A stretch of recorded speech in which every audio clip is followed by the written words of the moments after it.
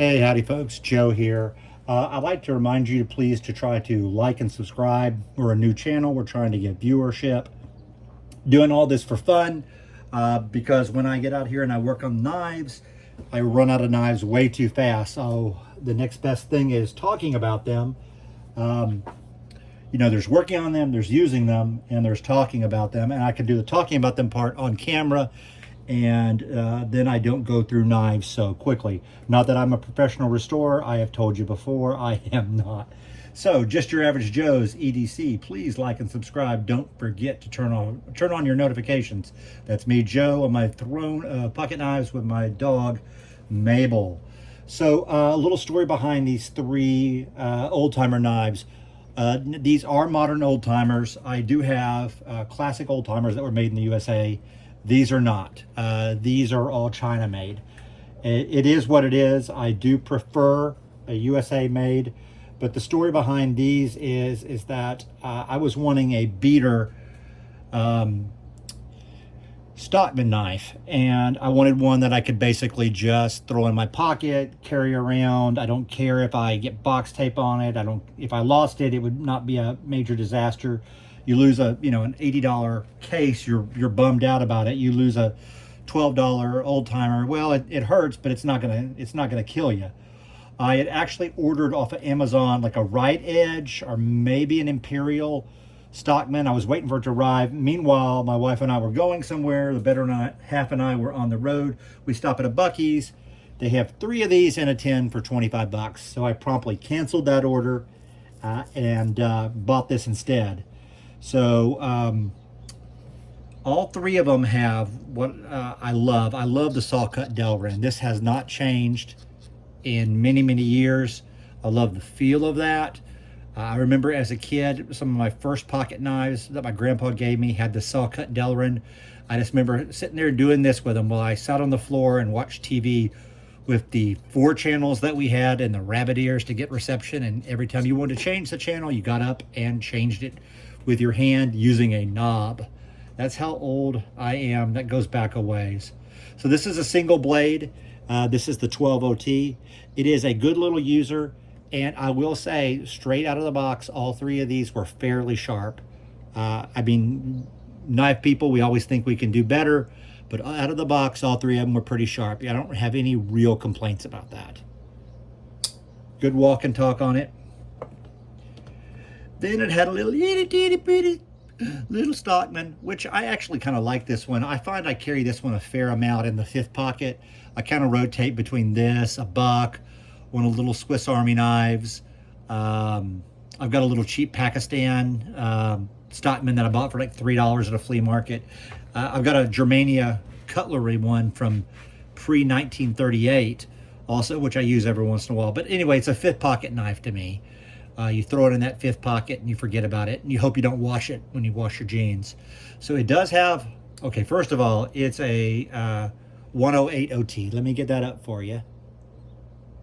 There you go, nice and clear. And it is a Stockman. So it has your classic blade, your pin blade, and your sheep's foot blade. Pin over here, sheep's foot here. Now, I love that.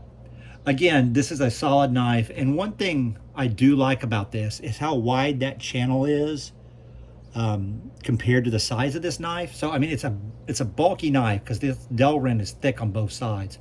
But the channel interior is nice and wide, and there's no divider in between, so you can really get in there and clean it out. Since I carry this in my 5th pocket, it does sometimes get lint. Not as much as it would get if you were carrying it in your main pocket, but it does get lint, and there's a little bit right now. Out it comes.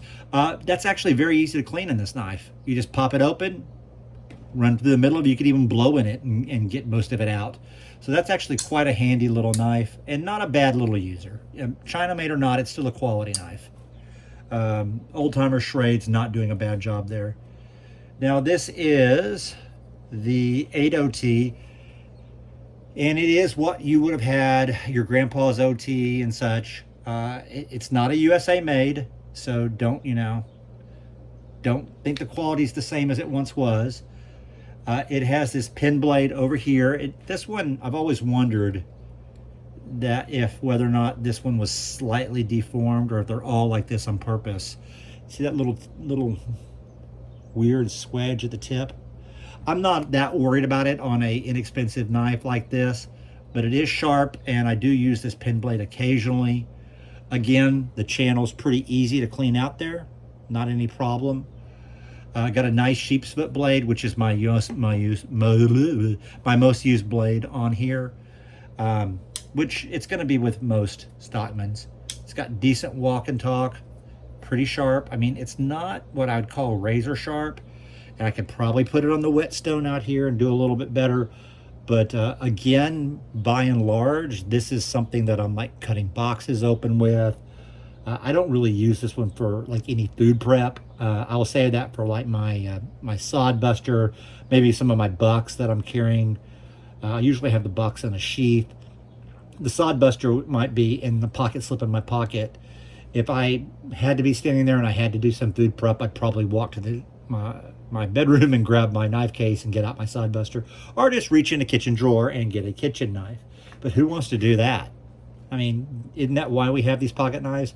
To find excuses to use them? So anyway, these three little Chinese Schrade old timers are not bad knives. I would prefer that they were still made here in the United States, but I understand the challenges involved there. I do think that any company that's making knives in the United States, if they're making a quality product and they're not misleading the consumers about how they're doing it, Park River, then you should go ahead and try to support them if you can. It's just one of those things that so many businesses have been outsourced that it's nice to be able to keep the businesses here afloat if you can, but only if you have the money to spare and only if they are producing a quality product. It's not enough just to produce junk and put it out there and say it's USA made. That's not good enough. I don't subscribe to that. But you should subscribe to my channel. I know you want to. Thank you so much. I appreciate it, guys. Y'all have a great day. I hope you like and subscribe. Take care. Thanks. Bye.